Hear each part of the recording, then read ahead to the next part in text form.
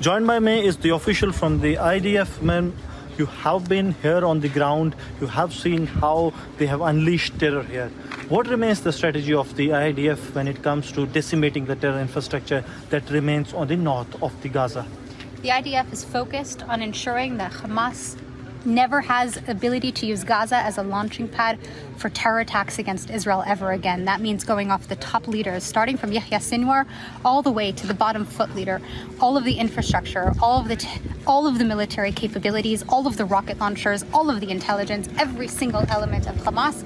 We will focus and ensure to make sure they never again have the ability to attack. But when we say that the ground operations will be launched, because we have come across the political statements as well as the statements from the IDF also, which says that it is a high time that we will be very soon taking the operations to the enemy's land.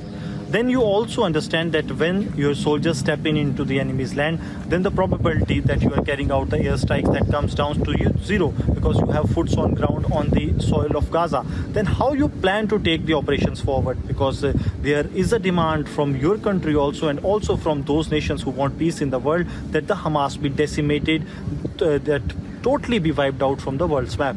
I can't give any operational details. I can't go through anything about how we're planning and when we're planning. All I can tell you is that we are ready, our soldiers are ready, and we are ready to do whatever it needs to take in order to wipe out Hamas. We have seen some of the countries or the proxies of some countries coming in the support of the Hamas, because we have seen another front being opened thrown as a challenge to the Israel side, that let's push the Israel into a two-front war so that they come apart.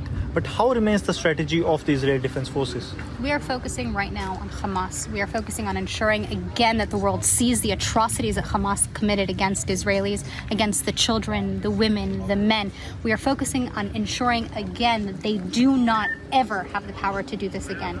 And we are ready for whatever comes our way. So it is going to be a long-time war that we are going to witness. It is going to take a time. I can't get into any operational details. All I know and all I can really tell you is that we will do what we need to do in order that every Israeli can go to sleep at night. We have seen that Hamas is trying to play an emotional card when they release some of the hostages. They say we are ready to release more also. They are coming with many kind of statements that they are trying to portray that it is the Israel side that is doing the wrong to the people of Gaza, not the Hamas that has done the wrong. This is classic psychological warfare. We see it with ISIS, we see it with other terror organizations going into the psyche of the people. Every single person that has ever walked in any of these small communities, the Moshavim and the Kibbutzim on the border, knows the atrocities that Hamas committed. They know that they have murdered men, women, children, kidnapped and held for ransom families, taken grandparents hostage, raped women. We know the atrocities that they have committed, and we are insistent on ensuring that can never happen again. There are some reports that have emerged, two things that are quite similar to what the ISIS has been. Their brutality style, and also we got to know that from some reports that they were under the influence of drugs when they carried out this. That means a classic ISIS style they are following.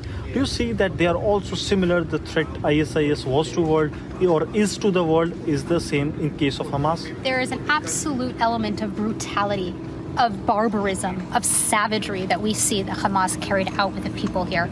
This can be understood from anybody that has been attacked and impacted by terror around the world.